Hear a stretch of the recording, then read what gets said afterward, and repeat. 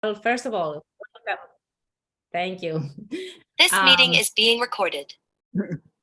Okay, so thank you. So welcome to this Hellenic University Club event. So I am Eleni Miltsakaki, and I'm so excited and happy to introduce to you today Professor Zoe Gavriilidou. There is no way I can make these introductions without my cheat sheet, because her record of achievements and activities is too long for my aging brain. So I'm gonna use my cheat sheet and tell you that, well, Professor Gavriilidou is professor of linguistics at the Department of Greek at the Democritus University of Thrace. She has served as the head of the Department of Greek, as the Dean of School of Classics, and Humanities, as Vice Rector of Academic Affairs at the same university. She has a very rich educational background. She got her PhD from University Paris 13. Just to combine it as a sole author, co-author, or editor, she has published 24 books already. She has two numerous scientific publications in top journals and conferences. Her research on lexicology, pedagogical lexicography, language learning strategies, and computational linguistics has been funded and recognized and acknowledged by multiple international grants and awards. She has been the president of the European Association of Lexicography, and more recently, in collaboration with the Greek Orthodox Archdiocese of America, she now leads the development of the curriculum for teaching Greek as a heritage language.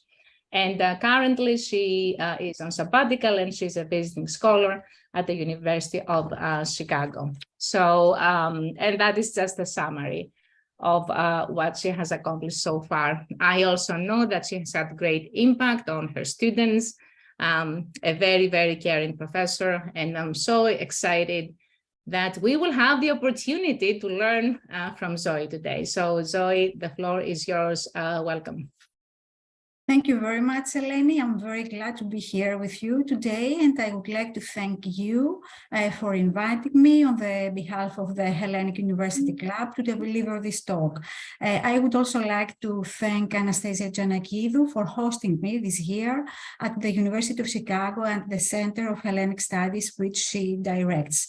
So my presentation is entitled Greek Language Through Time, and actually in this presentation, I will attempt a brief overview of the history of Greek language, with special emphasis on the Greek vocabulary. I will also try to highlight the contribution of Greek language to world languages, and actually especially to scientific vocabulary. And let's see now what's the fate of ancient Greek words into the modern world. Actually, what happened to this word, to these ancient Greek words. Before doing so, I would like to share with you a timeline with the phases of the history of Greek language. And so we have first of all the pre-Hellenic phase. This is not an Hellenic phase, and I will talk about pre-Hellenes in a while. Then we have the proto-Hellenic, the ancient Greek phase, the Hellenistic Koine, the medieval Greek, and then the modern Greek, which starts in 1,100 years after Jesus Christ. So, before going on, I would like to start with a short quiz and ask you which of the following words, if any, is or are borrowed in Greek from other languages. I would like you to answer to give me your answers in the chat. So I'm waiting for you. Is the word spiti, thalassa, rigani, galeos, computer? Which one of these is a borrowing from another language? Please be my guest, write in the chat your answers. It can be one or more, correct? It's not only one. So we have some people who know, for instance, that spiti is from Latin, hospitium, yeah, computer, of course. So I've seen someone who said, let me check, who is that all of them are borrowings. So yeah, actually that's the correct answer. All of these words are borrowings from another language. Actually, spiti, it's from Latin language. Thalassa, Rigani, and Galeos are from the pre-Hellenic substratum, so they're not Greek. And also we have the word computer, which is borrowed from English. So that was a very brief introduction. Oops, why I can't move. Ah, great, yeah. So, Thalassa, yes. Yeah, can you please explain? Can you please explain the origins of the word thalassa? You said it's not Greek? I said that this word belongs to the pre-Hellenic substratum of the Greek language.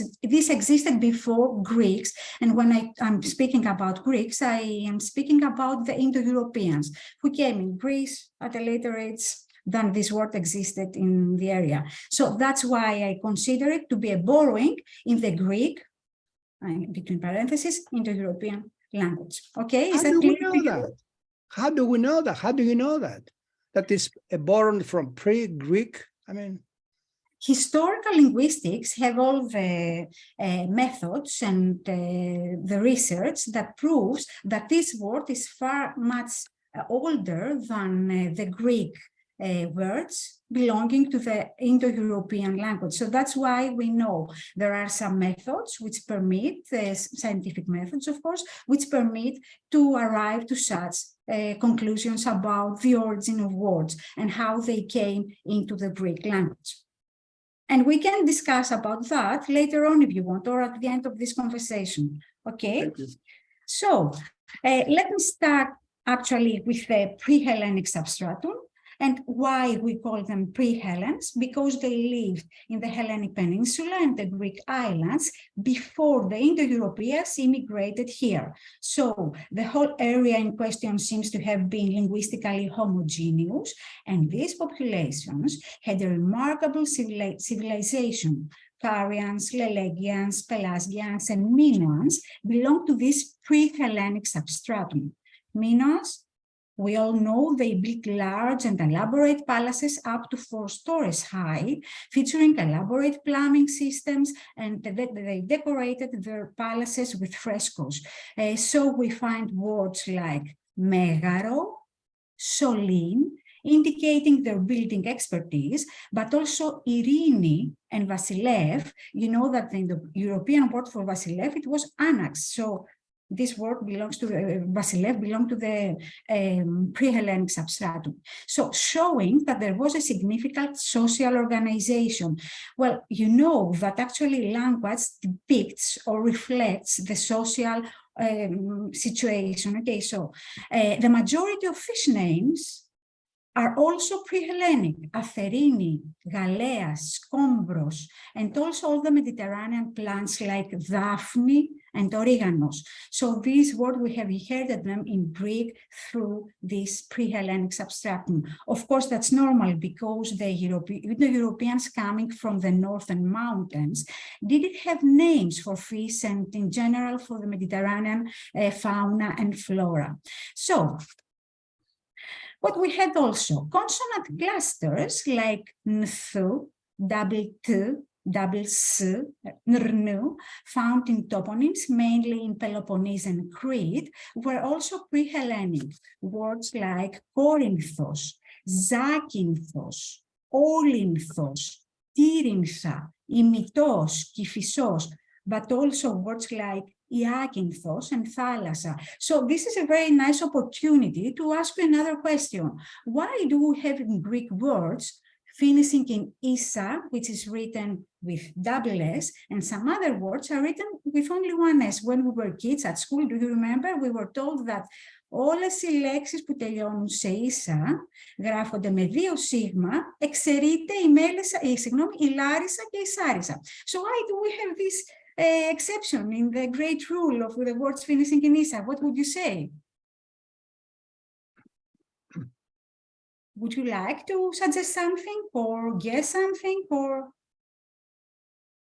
Well, I can tell you that this happened because these words came into the Greek vocabulary from different paths. For instance, we know that the word Sarissa came from the Macedonian dialect, while the words like Melissa, Vasilissa came into the Greek vocabulary through this pre-Hellenic substratum. That's why we have these different forms of words finishing in Issa.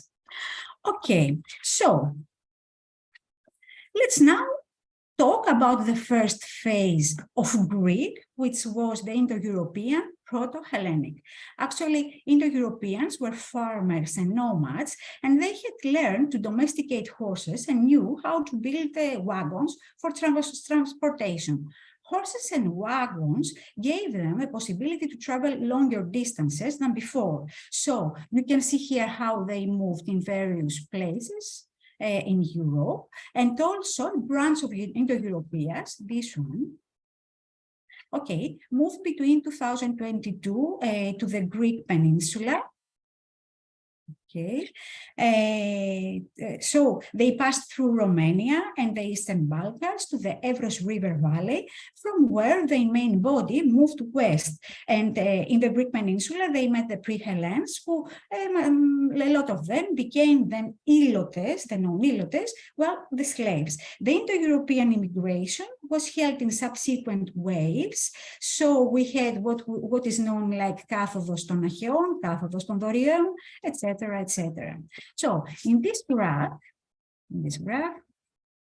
okay, you can see the relations between different Indo-European languages, and we can discuss about this graph later on. The population brought with them Greek language, and actually Proto-Greek language, also known as Proto-Hellenic, which emerged from the diversification of the Proto-Indo-European language. The language came into contact with a local language, the pre-Hellenic one, and was also affected by external factors such as further immigration and by the fact that the Indo-European immigration was held in subsequent phases, waves, so each tribe brought its own language. This led to dialectization, and never again so many dialects coexisted in such a small area like Greece. So modern dialectologists group the ancient Greek dialects into 4 main subfamilies: the Arcado-Cypriot, the Attic-Ionic, the Aeolic, and the West Greek, corresponding more or less to the different tribes of Indo-Europeans. And let's see a very nice example. For the number 4, we had the Ionians who pronounced Tettares, the Athenians who said Tessares, it was the Ionians, Tettares, it was the Athenians, the late Ionians, Tesseres, and then we had the lesbians, Tessires. So you hear me pronouncing the double S. Why? Because ancient Greek used to pronounce each letter with a separate pronunciation. So double S was pronounced for them. Do you know any modern Greek dialect that does so, that pronounces the double consonants? Cypriot. In Cypriot Greek, we can hear the double consonants. I don't know if we have with us some people from Cyprus, so they could verify that. Yeah, also we had the Boeotians who pronounced... I confirm. Okay, thanks, Natalie. Great. So let us pass now to the next phase of Greek, the Hellenistic Koine, and let's see how Hellenism was during the Hellenistic period. Actually, Greek language came into contact with a lot of different languages of that period, and this caused major changes in Greek. So actually at this phase, ancient Greek evolves to the Koine.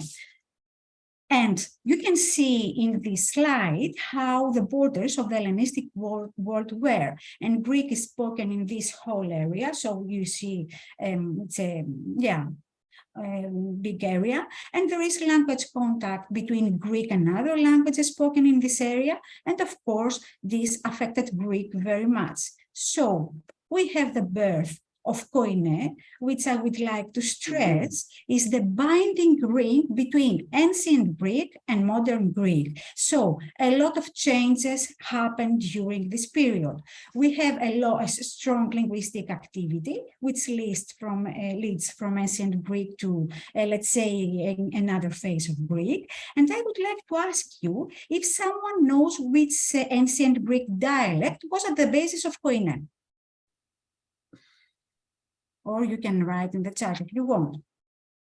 Which was the ancient Greek dialect that was at the base of Koine? The answer is that it was the Attic dialect. But could you imagine why the Attic was selected to be the base of Koine? There are some historic, cultural, economic, political, and military reasons.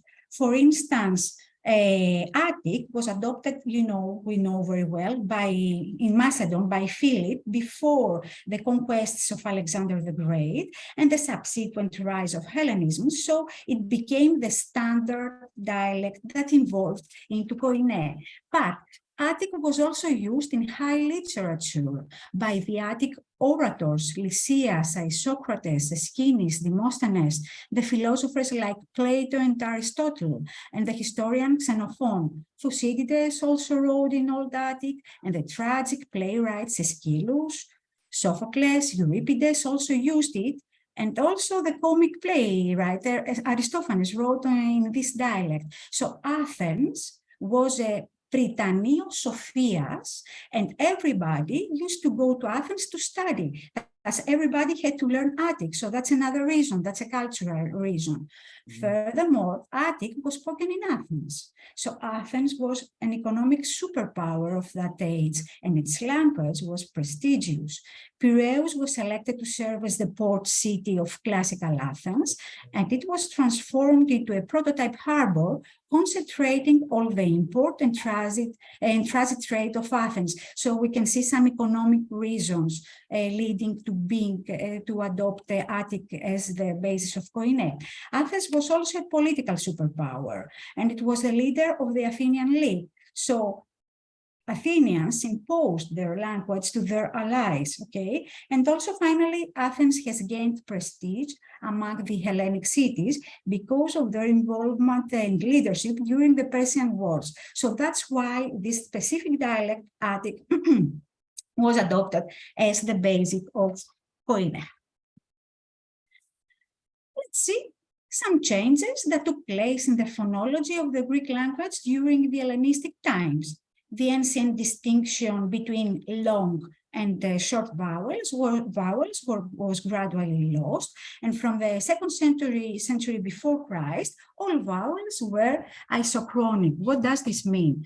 At the ancient years, we had, for instance, epsilon, which was pronounced e, and we also had eta, which was pronounced e. So at this age, the pronunciation of theta and epsilon become the same, and then the eta arrives to be pronounced as e. Also, so with this change, we have now 3 e. The epsilon, which used to be pronounced as u, something like u, the iota, and also the eta.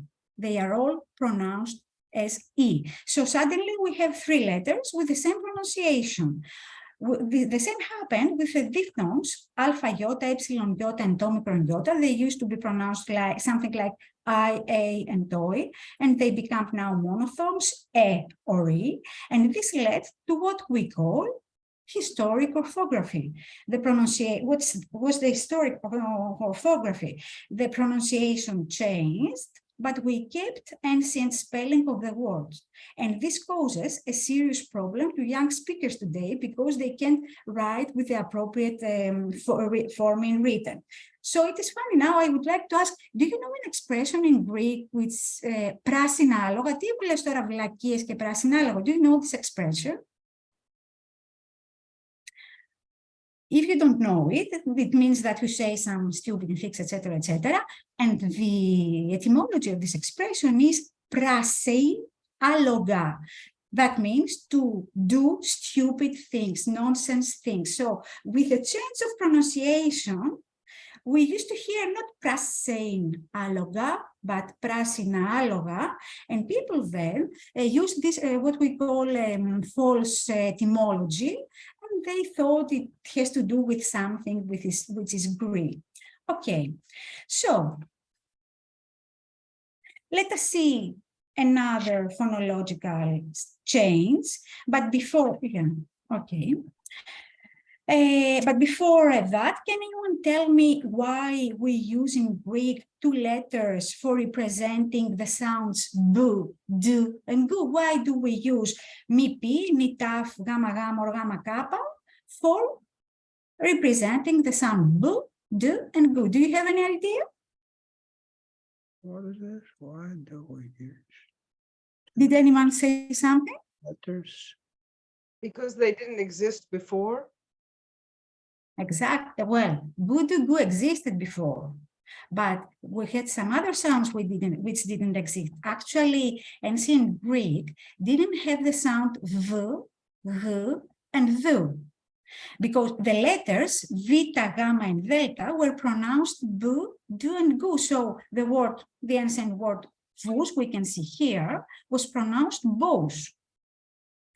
At this period, new sounds entered Greek language, and the letters vita, gamma, and delta are used to represent the fricative, as we linguists call them, sounds v, du, and gu. So the sounds bu, du, gu were left without a letter, without a representation.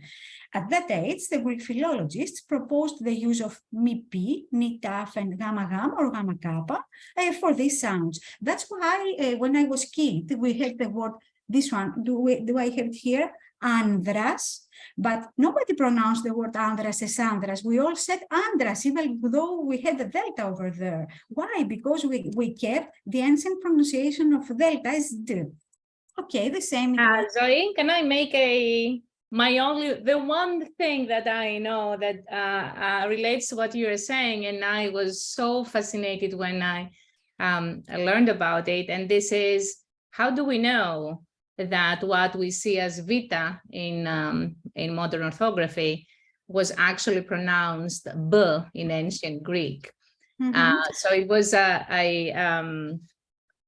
you probably know, I studied linguistics at Penn, and one of my professors was Don Rinch, who's a historical linguist, and I was so very curious. So I was very, very excited to find out that the way that we knew that the Greek vita was pronounced b and not v at the time is because there were descriptions of the sounds that sheep made.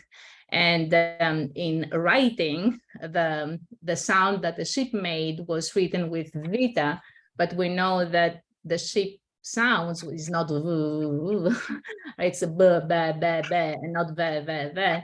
And that's how kind of they concluded that the pronunciation of that particular letter was b and not v. Anyway, that's the only thing that yeah, thanks, Hellenic. and I was so excited when I heard about it. So I wanted to share it since it seemed very relevant to this slide. Thanks, Hellenic. I have put in the chat what the Provaton used to do in ancient Greek. VV, but this VV wasn't pronounced as VV, it was pronounced as be, because Ita was the long E and Vita was a bu. So these onomatopoetic words, as we call them, prove that the vita was pronounced as bu, but there is also another reason, if you ask me. We know very well from the ancient sources that the Greek alphabet was borrowed by the Latins, so they used the Greek language, especially from the Chalkidian, the one from Chalkida, okay? So the Latin alphabet has now the pronunciation as it was in ancient Greek. So this is also another reason that we know that vita was pronounced as bu. Let me close that now. And I would also like to say that the letters phi, theta, and he, which were initially pronounced as aspirates, and like the pan in English, for instance, they developed into fricatives. So they were used then to represent fu, and who. Okay, so let's see some more interesting things. Even more important changes happened to Greek vocabulary at the Koine phase. Inherited words changed meaning. For instance, the diminutive of opson gave us opsarion, and this was opsarion used to mean appetizer, mezedaki, okay? And now this opsarion comes to mean fish.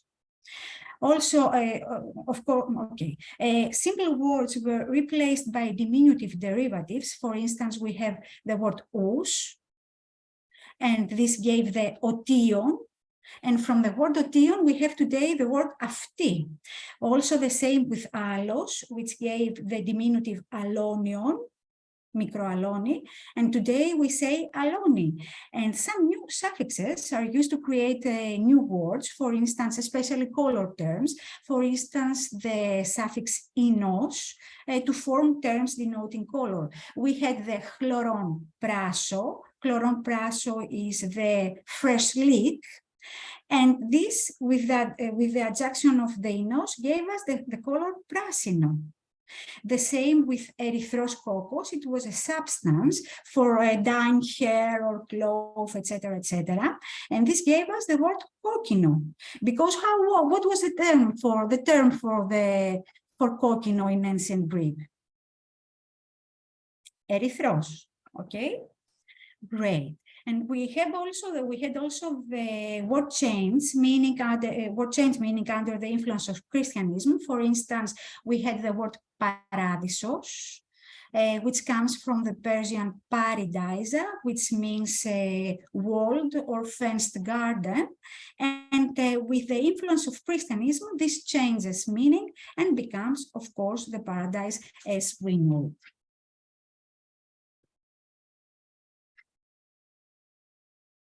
Great. And talking about meaning change, it would be interesting to discuss a little bit how the meaning of a word may change. So, the meaning of a word may become wider. For instance, we have the word leg, podi, but we also have the leg of the chair. And this becomes like that through metaphor. But a word may also become narrower. For instance, we had in ancient Greek the word poet, poetes, and meaning the creator in general. But today we have a restriction of meaning, and the poetes is actually the creator of poems only, and not in general. Word may also become, may have a better meaning. For instance, we have the Leventis, who was a pirate, and also Leschi, who was the place where thieves were used to gather together. And today, these words don't have this negative meaning as in ancient Greek. And of course, we have the very famous examples, poniros, mochthiros, and panurgos. Do you know what does this mean, used to mean in ancient Greek? Come on, do you know? Can you guess? Ponos and tyros, mochthos and tyros, and panergon. So what this could mean? This could hard-working. Okay, so that was a good sense. But today, these words don't have a very good meaning. Why? Do you know why? Because these words, these adjectives, used to refer only to slaves. So they acquired this bad meaning. The same with agathos, which used to mean brave, and today it means someone who is not very clever. So, what we have in the historical process of the Greek language, one can notice two parallel streams. We have one consists of what we call International Greek, and the other is what we call Modern Greek. And actually, International Greek refers to the vast number of philosophical, scientific, and other terms present in the modern languages that have their lexical basis in ancient Greek. And when we refer to modern Greek, on the other hand, actually is a full-scale language, but geographically and numerically restricted to Greece, Cyprus, and the Greek communities abroad. I'm not sure that they use it always, but we can say that. And the two strands are converging today, since several 100,000 words of international Greek are coming again into modern Greek. Okay, since several institutions of social life, the first sciences and philosophy originated in ancient Greece, words expressing these human activities were created in Greek, whence at first, through the intermediary of Latin, they were used to enrich the cultural life of the modern world. But Latin, though too, after the first impetus received from the Greek-speaking world, produced new cultural material, and the original source created a tradition so that today science continues to draw heavily upon these two classical languages in order to respond to new needs for denomination. Modern civilization, having assimilated its initial formative elements, creates now Latin and Greek words, which neither existed nor could have existed in antiquity when science and technology were comparatively restricted. A word like that is the word photography, okay? So, conversely, when the modern world, and in particular the West, began creating civilization of its own, new ideas and knowledge started flowing from the new centers into Greek, bringing with them many of the words expressing these ideas. And this reverse movement resulted in ancient Greek words returning to modern Greek, often with a changed meaning. As in other languages, in modern Greek, there are inherited words, for instance, words that either themselves or their individual elements have continuously existed in the language for a very long time, even with a modified form and pronunciation. So we can see the word θάλασσα, μητέρα, πατέρας, και, εγώ τρώω. These are inherited words. But in some cases, there are serious changes. So the word φαΐ becomes from the infinitive φαγειν, of the root φα, of the verb τρώω. The same with λάδι, which comes from έλαβον, meaning έλεον, etc. So in this case, we can't always understand connect the two forms, the modern one and the older one.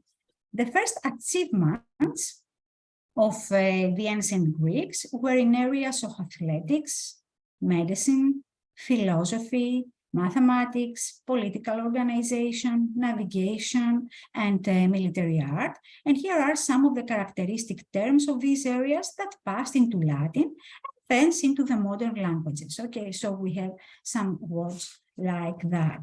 And so actually that was the transparency I was saying. So we can see some examples here like αθλητής, υπόδρομος, επιληψία, φιλοσοφία, διαλεκτική, μουσική, γραμματική, ιστορία, γεωμετρία, αριθμητική, στρατηγία, etc., etc. So all these words have passed to other languages through Hellenistic Koine. But other words from ancient Greek entered and keep entering the modern languages directly without the intermediate of Latin. Words like erotikos, or words like aristokratia, aristocracy, δημοκρατία, democracy, πολιτική, politics, etc., etc. So we have two different paths leading Greek words coming to other languages like English. During the Hellenistic period, with the further development both of science and theological contemplation, new words or older ones with modified meaning enter Latin to finally become common property of the rest of the world. Here we have some examples like geography, astronomy, astrology. In ancient Greek, astrology used to mean astronomy, not astrology, okay? And also we had the older word theologia, which acquired a very special meaning and passed into Latin under the form theologia. As was the case with ancient Greek words, so also many Hellenistic ones have been adopted directly by modern languages without the intermediate of Latin. Words like biographia, biography, or endoma. Can you see that insect is an exact calque from the Greek endomo?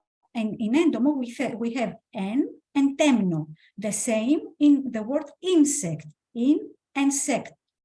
Okay. The Greek origin of some words is not so obvious. For instance, the word paravoli in ancient Greek, this used to mean comparison, illustration, etc., became in the Hellenistic period the Latin word parabola, particularly in its use of the parables of Christ, actually the speech par excellence, okay, of that time. And this word lies in the origin of the French parole, the Spanish palabra, the Italian parola, etc., etc.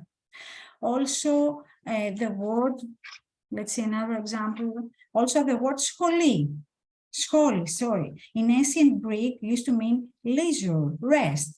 This gave the Latin schola, and this gave also the French école, the English school, the German Schule, etc. Or the word angel, angelos in Greek, angel, became in Latin angelus, in French ange, in German engel, in English angel. So you can see how this word went to different languages, or even the word cimiterio became through the Latin cemiterium, the French cimetière, the English cemetery, the Italian cimitero, etc. Such words were introduced through the popular and not through the learned tradition, were incorporated from the start into the new languages emerging in the Middle Ages. So they present more changes in form. That's why we can't connect them with ancient words. Ah, sorry, the word disaster. Yeah, I forgot to tell that. Where is that? So do you know what's the etymology of the word disaster? Is the one who is born under a bad star. Disaster. Okay. This gave the disaster, etc. Okay. Yeah, the convergence of cultures that took place during the Hellenistic and Roman times gave life to formations of multiple origin, many among them being not direct loans, but loan translations. So the word angelos, which in ancient Greek used to mean the messenger, passed into other languages with its new meaning, which is a loan translation from the Hebrew melech. Okay, because, you know, in ancient Greek, angelos used to mean messenger, and today is a specific messenger, the messenger of God, and this is under the influence of Hebrew. The same with the word Christos. In ancient Greek, it was used for anointment with oil, okay, chrisma, chrio, okay, and this is the long translation of Aramaic Messiah. Became in Latin Christus, acquired the Latin suffix annus. This gave the word Christianus, and this returned into Greek as Christianos to give further Christianismos, etc., etc. A large number of new formations within the modern languages are based on ancient Greek words. So English policy is based on ancient politia, state, but also we have the word police that comes from that. and several 100,000 words of Neo-Latin, of the modern languages, and in general of the international scientific vocabulary are based not on full words, but on lexical elements of ancient Greek and of Latin, which today serve as affixes and confixes for combining form. We can see in this transparency some of these. So we have hyper, anti, mega, ismos, paleos, neos, etc. So I'll tell you a funny thing. My daughter was never a very good student back in Greece at the language course, but here she's very strong, especially in courses like English and also biology. And she tells me, Mom, I understand all the new kids, all the new terms in biology because they are Greek, and I wonder why English people, students here can't understand them. So that's because she has in her heritage all these prefixes or suffixes, and that's transparent for her. Okay, so a movement in the reverse direction from Latin into Greek started already during the Hellenistic period. Some characteristic examples are the Latin hospitium, it was the guest chamber, which gave the Hellenistic hospitium, the medieval spiti, or the Latin porta, which gave the Hellenistic porta, gate, which in the Middle Ages acquired also the meaning of the Italian porta, as we know it today, door. Okay, an example of a loan translation is also the ancient thriamvos. What was thriamvos in ancient Greek? It was a hymn to Dionysus, and this in Latin became triumphus. This gave the Hellenistic thriamvos with a new meaning as we have today.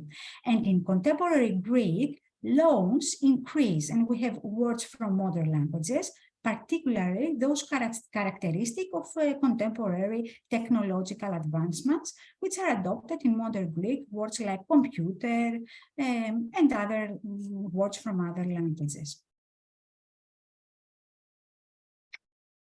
Okay, some words passed from an older period of Greek into other languages. Once they return after a long time, they change form and meaning. For instance, we had the Hellenistic conopion, which was a couch with mosquito curtains. That's the conopion or conopion. This gave the Latin conopeum. This gave the French canapé, and we took it back as canapés.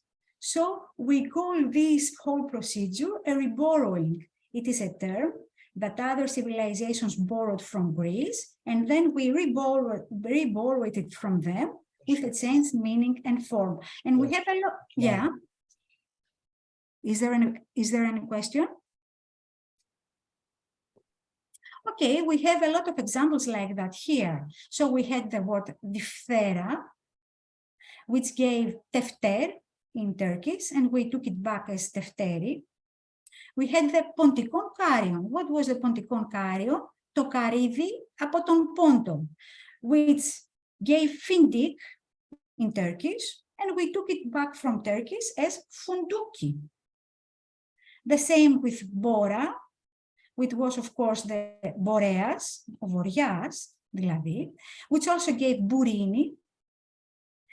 We had also the word ampoula, which comes from amphoreas. And yeah, the conopion, we have seen it. And the tartaruga also, which comes from tartaruchus. This is a very nice procedure. Some more examples like that. We have the enkyklios pedia, which gave encyclopedia, and we took it back as encyclopedia instead of enkyklios pedia. All this procedure is called, as I told before, the reborrowings. But the most important development is the fact that thousands of internationalisms based on ancient Greek lexical elements are coming today back into modern Greek. And let's see some examples. Ακουστική, καρδιολογία, διαχρονία, οικολογία, μαγνητισμός, μελόδραμα. These are words which are not created in Greek. These are words which are created either in English or in French, and we took it we took them back in Greece. These are called internationalisms.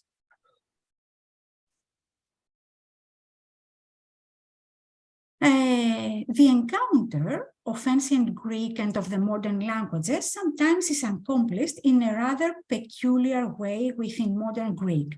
Ancient words are used again, but in order to translate words of the modern languages, particularly of French. And this happens uniquely in Greek, only in Greek. This procedure, we can find it in another language. Let's see some examples to understand better what I told you. In ancient Greek, we had the word ekdromi. In ancient Greek, the word ekdromi used to mean military attack. So today, we use the word ekdromi with a different meaning. It's the meaning we find in French, as in excursion, go out for leisure. The same with eknevrizome. Eknevrizome used to mean cut the tendons. But today, translate the French énervé or s'énerver. The same with the word politismos. In Hellenistic period, it used to mean public administration. Today, it now translates French, the French word civilisation. Okay, so you see, this is a unique phenomenon that we find only in Greek. And before closing, let me now ask you some etymologies. So now I would like you to participate. Who knows the etymology of the word tsibusi? What? Tsibusi. What's the etymology of this word?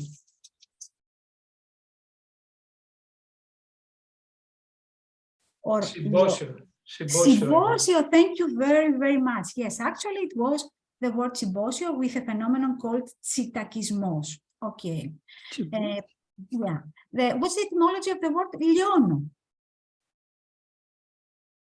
Leos. It was, yeah, exactly. It was Leos. The word malono.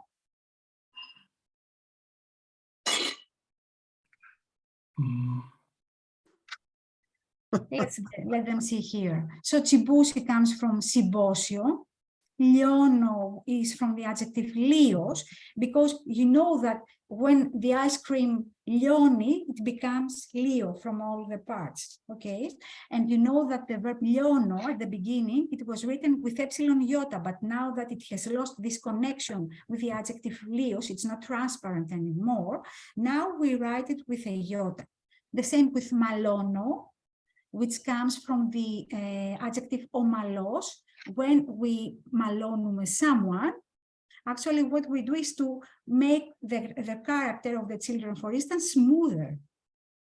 The same, well, the etymology of the word agori, which is the privative alpha and ora. So agori is the one who is not at its time, so it's aguros. And the same with the etymology aguros, which means something that it's not at its time. It's asteritiko, privative, and ora. And finally, the contrary of that, orimos, is the thing which is on time. So with some etymologies like that, I would like to close. I will put you in the chat this. Let me take the example. This link, where we can find some episodes. Okay. Great. And let me go back to my last transparency. Okay, so in this link that I have put in the chat, you can find some funny episodes of a series called Philoglossia, where I analyze some fun examples like the ones I gave you before. So as a conclusion, I would like to share with you that a language remains alive only if it changes. So Greek has changed. It is simplified, but it has an uninterrupted presence through centuries. As it was connected with an important civilization, it is considered today as a prestigious language, closely connected with science, philosophy, and arts. And this is where I would like to stop. And I'm now eager to answer to your questions, and I hope to have a lot of them. Thank you very much, Zoe. Wow, that was a lot of information. Fascinating. I do have questions, but I'm going to be nice host and give the floor to our guests. So please use can you use, do we have the reactions alive there? Oh, can you see, can you, or just turn on your videos? Actually, yeah, why don't we turn on the videos now that we are here to do a nice discussion? And yeah, please, yes, Evangelos has a question. Go ahead. First, I mean, thank you very much. My name is Evangelos Valianatos, and I'm speaking to you from California. Welcome. You know, I studied Korais, Adamadios Korais, and Adamadios Korais was vociferous against the foreign vocabulary of the Greek used in the late 19th century, early 19th century. And he spoke about to clean up this mess from Turkish and Slavic and so on. And after that, you have the so-called katharevousa, the Greek that was supposed to have been cleaned or cleansed of this foreign unnecessary vocabulary. And today I hear, I'm in California, so I hear that there is a new tendency in Greece to use Greeklish, that is to use the English alphabet to write Greek. And my question to you is this true? And if this is true, this is a grave danger to the survival of the Greek language. I remember listening to Dimitris Vogolis, who was a former general, and now he's very concerned about the survival of modern Greek by this business of Greeklish, this xenomania. What do you think about all that? Yeah, okay, thanks very much for this very interesting question. And actually, I'm very glad you've mentioned Korais. Yes, indeed, he wanted to clean the language. Okay, but he had to serve a national cause because it was at the period of Diaphotismos. Okay, so they needed to prepare the Greek Revolution. Okay, that's one thing.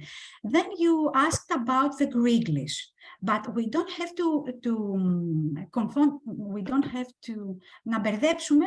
How is that in English? Mix up. Confuse? Yeah, thank you. Okay. Mix up or whatever. Okay, yeah. We don't have to confuse two different things. Speaking a language is another thing, and writing a language is another thing. How we write a language doesn't affect language itself. So if we write it with Greeklish, or if we write it with Greek characters or any other language character, this won't affect the evolution of Greek language. So we don't have to worry. Actually, have you heard the word phragohiotica? No. So, yeah, exactly. So what was phragohiotica? It was people from Chios who, they were, traders, etc. They used to live abroad. So they speak a very high variety of Greek, but they used to write it with the Latin alphabet. And that's a phragohiotica. And language wasn't affected at all. So we don't have to worry, because writing is another thing and speaking is another thing. If we would have for instance, a lot of loan words in Greek only from English, then maybe we would worry. But with writing, no. And there is actually a very nice episode in Philoglosia. Please find it and hear why we don't have to worry about that. Well, related to what you're saying, is the Greek state, that is the Ministry of Education, supporting this Greeklish stuff? But listen, let's consider another thing. Where is this Greeklish used? I can see it only. I don't know. I'll tell you. I can see it only in the chat between friends. So it's a very specific communicative situation. So it's only young people who use that. My mother, I don't use it. My mother doesn't use it, etc., etc. It's only younger people who use it in their between communication. I want to add that it's being phased out. It was a specific transition, actually. I think a very specific time frame and how old people were when computers became very popular, but the Greek fonts were not as available as they are now. So I think we clearly are seeing a phasing out of the Greeklish, because now it is both very accessible. So it's so super easy in most devices to have a Greek keyboard. At the time that Greeklish flourished, it was very hard to get Greek on any keyboard, right? So people had to somehow find a way to kind of write in Greek with Latin characters, and that was out of necessity. Clearly, for some time, I think it just became a habit. But as now the devices have not only accessible keyboards in multiple languages, but also all the spell corrections, because people also are very aware, right, that they may make mistakes and that would be embarrassing and so on and so forth. But now you have all these auto corrections, and without having the data really, but I clearly see a phasing out of Greeklish, as time goes by. I think there are some very specific group of people that were caught at the time where there were computers, but not easily accessible keyboards that developed the habit of Greeklish.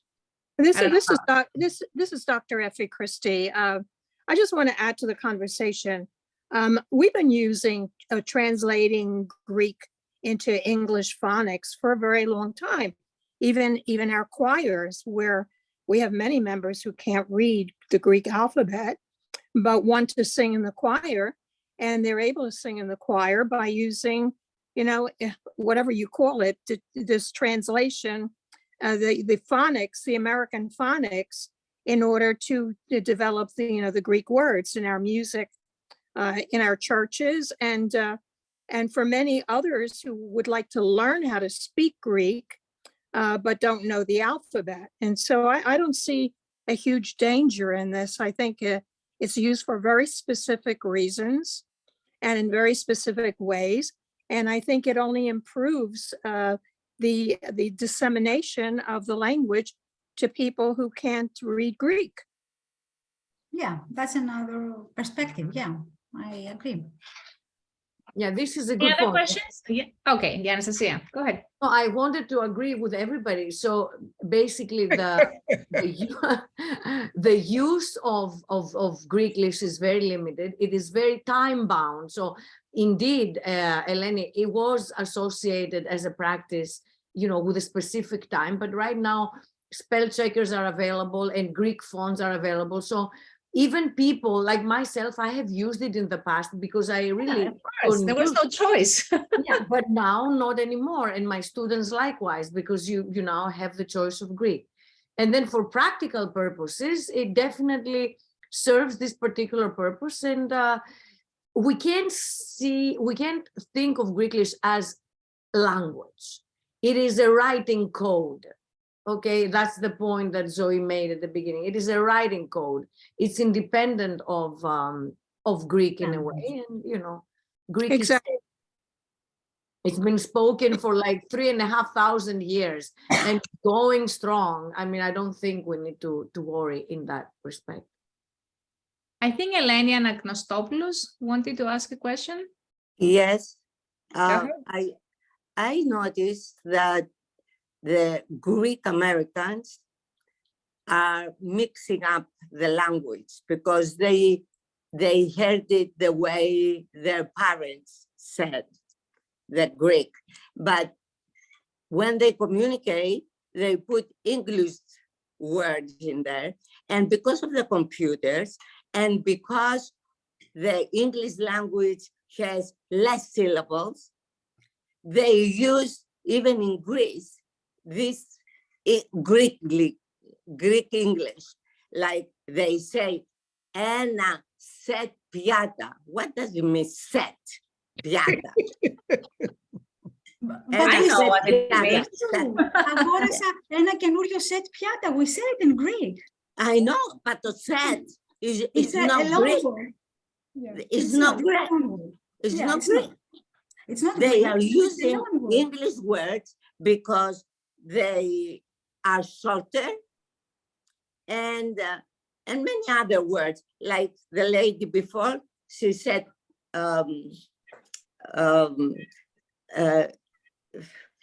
hobby. It's a hobby. Yeah. The word hobby is not Greek. No Greek. But if I may answer, I would say that there is a procedure which is very common in languages, which is called borrowing. And this is the result of language contact. When languages get into contact, the one gives words to the other. So therefore, eventually, we are going to borrow so many things into Greek language that we won't be able to understand the original Attic. The classic Greek. And another thing that contribute to that is because in Greece, they eliminated the ancient Greek in high school, the way I had it when I was in high school in Greece. I agree. Okay. Yeah. What languages change because they have to adapt to the new situation. So that's true. It's a living thing. It's a living thing, and that's going to change. And that's how Greek has survived, because it has changed. That I wanted to stress that. And borrowing, happens. Actually, which is the civilization that gives words? Is the civilization which the one which is the more prestigious, the one who produces spirit, etc., etc. That was Greek during the Hellenistic period and the classical period. Today is English, because they have the technology, and that's why we have to, when we import a product, then we have to import also a term for that. And we have two choices, either to take the lexical loan word, for instance, computer or smartphone. And it's funny because we sometimes tell it smartphone and not smartphone. Or we have to translate it in Greek. Sometimes the efforts to translate wasn't very successful. For instance, CD, it was translated as ψηφιακός δίσκος. So imagine to say, oh, today, σήμερα αγόρασα ένα καινούριο ψηφιακό δίσκο. That's difficult. No chance. So it's easier to say, σήμερα αγόρασα ένα καινούριο CD. So you see, there are a lot of reasons. There is a question in the chat, so I just want, because it's already said, I knew we were going to have a lively discussion, but I want to make sure that everybody gets a chance. So there is a question at the chat. Can you discuss when the pronunciation of the letters and word changed? Was it gradual over the centuries, or was it relatively quick? Of course, it was very slow. It was very gradual. We couldn't see in the synchrony of the language, but it was in the diachrony of the language that these changes took place. So it wasn't that like one day we woke up and we use another term or something like that. No, it took a lot of years in order to have these changes. So yes, actually it was gradual. And I see another comment in the chat. Mrs. or Mr. Papadimitriou said this is code switching, responding to Eleni Anagnostopoulos' comment before. Actually, yes, we have either code switching, which is very common in bilingual communities like the Greek Americans, not only the Greek Americans, in all bilingual communities. And this arrives in order to actually express their double identity, or for not having lexical gaps, etc. But there is another phenomenon. I see the word here, keki, which is the cake. And actually, with Anastasia, we have a very nice research about loan blends, which are words like blocky, fancy, skourili. The other day, somebody told me that skourili is the skiuros, skiuraki. And by the way, do you know the etymology of skiuros? The one who makes shade with its ura, tail. Okay, so skourili, fancy, blocky, fena, what else? A lot of things like that, which are called loan blends, and they are used. Televisa. or something like that. Televisa, ναι. This is watermelon, this is something different. This is the pronunciation. Okay. Το σαλιβόρι τι είναι? Δεν το ξέρω, δεν το έχω στο πρόγραμμα. Μου το έχουν εξηγήσει ως πεζοδρόμιο. Σαλιβόρι, τι μπορεί να είναι αυτό? Δεν μπορώ να... Δεν μου είναι... Το έλεγε όταν πρώτο είχα έρθει στην Αμερική από την Ελλάδα, ο θείος μου, δεύτερης γενιάς Έλληνας, μου έλεγε πάμε, μην περπατάς στον δρόμο, πάνω στο σαλιβόρι. Πώς είναι στα αγγλικά?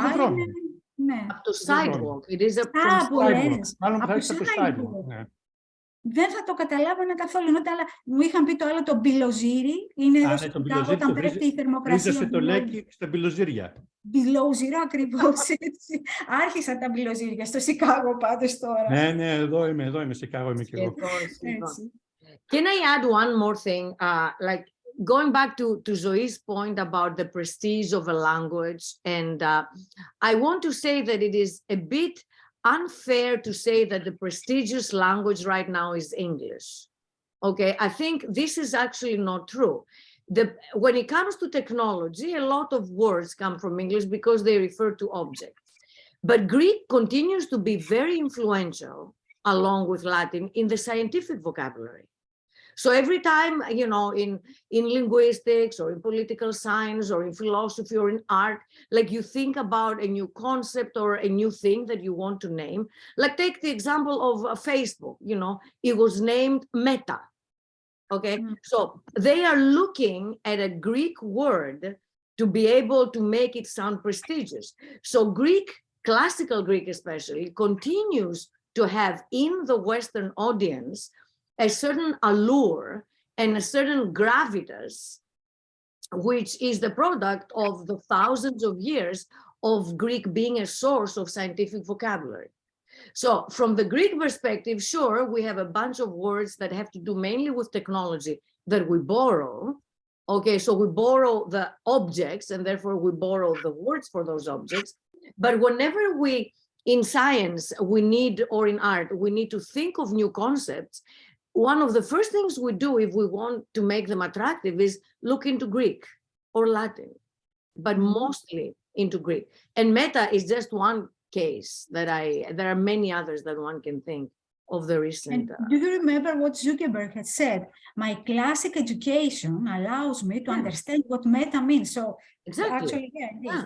But Anastasia, prestige is one of the reasons for a language to be recognized and widely used.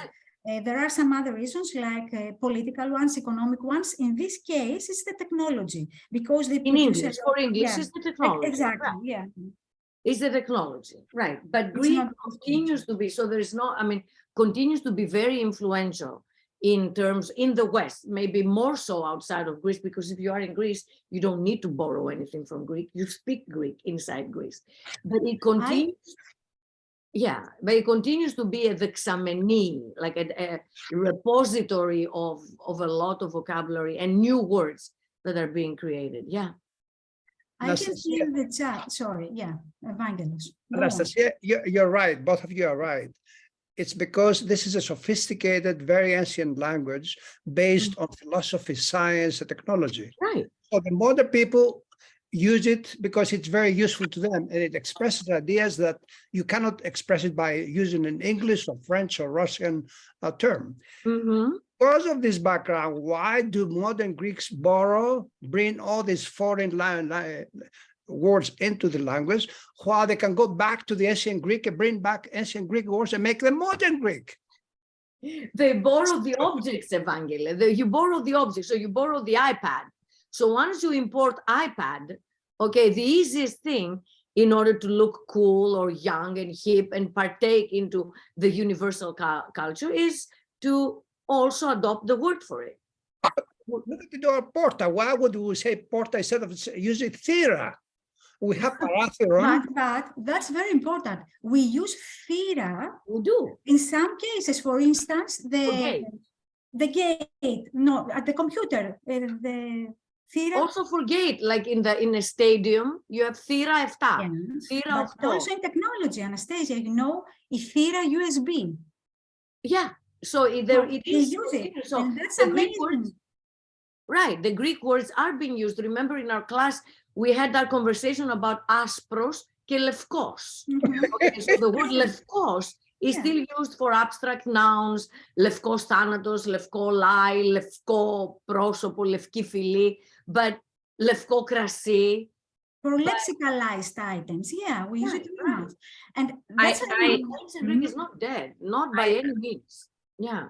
I want, because it's already 8:15. I want to give, I see Michael Karamanis. If it's okay, let's put a specific, because I don't want to exhaust, sorry, maybe another 5 minutes. So I will put a hard stop at 8:20, but I definitely want to give a chance to Michael Karamanis first, and then Elias Tabagis to ask their questions. Yeah. Thank you. Very quickly, I would like to say that this bringing back a Greek word as opposed to using a foreign word has gone both ways. For example, when the first buses were brought in Greece, we used to call them bousaki, but it didn't catch. Whereas leoforio became an acceptable word. So it goes back and forth. That's one thing. The second thing is that when you borrow from another language, I think it is very important, and this goes back to the script that one is using, to somehow convey this borrowing in the spelling. For example, in English, it's quite transparent whether a Greek word, whether a word is Greek or not, because phi is spelled with ph and so on and so forth. Right, so they've maintained somehow a transliteration of the spelling, whereas in Spanish that's not the case. That was also true in Greek with treno, for example, which was written with alpha iota, and I think that was very interesting because it conveyed the information that treno is a foreign word from train, train, and so on and so forth. But now we write it with an epsilon. So we are shifting towards the Spanish direction of simplifying things. And simplifying in spelling is not always a good thing because you lose information. Okay, thank you for the comment. Thank you for the comment. And Elias, the last question or comment? Ευχαριστώ. Ήθελα να πω ότι χάρηκα που το παράδειγμα της θύρας ήταν η θύρα 7. Αλλά είχε γίνει και μία ερώτηση προηγουμένως, γιατί έχουμε το γάμα... Elias, not everybody in this audience speaks Greek. I understand.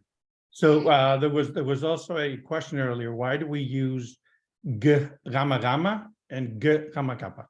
Ευχαριστώ. Okay, so you know that in Greek, in some cases, the word angelos, I pronounce it with nu. Do you hear angelos? Okay, do you hear the nu? The same, how do you pronounce? Right in chat. Goodness. Give me a second. Yeah. How do you pronounce this word?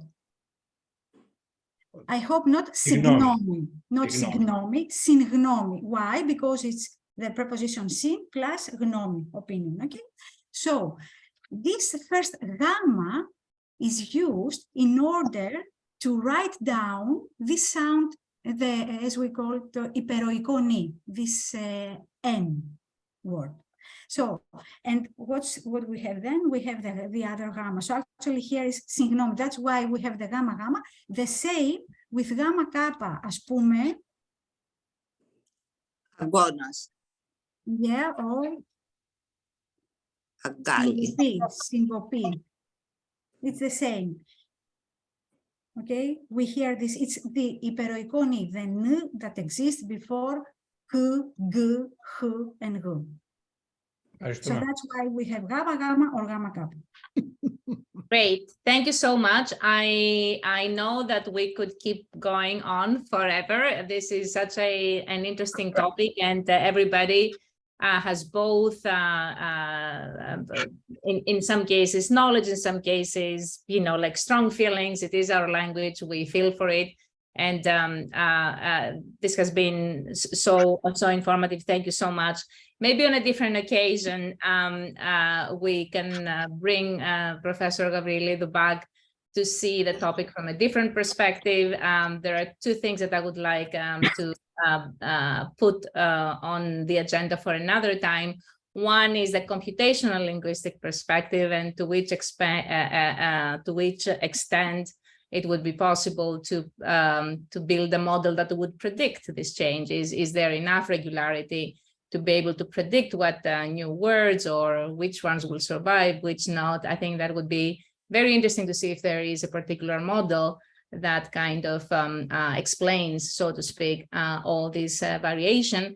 And the other thing that I would like to put on the table for another time is the work. Would definitely like to learn more about the work that you are doing with the Greek language curriculum, both the studies and also the effort. I know for a fact that at the Hellenic University Club, we have talked a little bit. About this. What would be good ways of actually promoting the learning of the language in the United States by different populations and kind of in a more sophisticated way. So these are two topics that are too big by themselves. Definitely we cannot discuss them all today, but I wanted to put them on the table as kind of, as a teaser to hopefully lure you back and continue this conversation. But for today, I would like to thank everyone for coming and attending this talk. We really appreciate it. We will have the recording and make it available. I know a lot of people that could not make it today and ask for the recording, including my own family that are, my son is playing soccer right now and could not attend the talk. And of course, Professor Zoe Gavriilidou, it would have been so hard to have this talk when she was in Greece due to the time difference. So I feel very lucky that we have her now in very close by time zones. So now this is possible. And thank you very much for this amazing talk. And we really hope to bring you back to continue the conversation. Thank you very much, Zoe. Thank you very much, Eleni. I would like to thank the audience because you've been an amazing audience today. I really like the discussion, and I hope we'll meet maybe in person. I don't know. Yes, maybe we can do a spring event, or when the weather is nicer and kind of we all feel safer with COVID. Definitely something that we will consider. Well, thank you very much, everybody. Have a good evening, and we hope to see you at one of our next events very soon. And again, thank you, Zoe. Bye.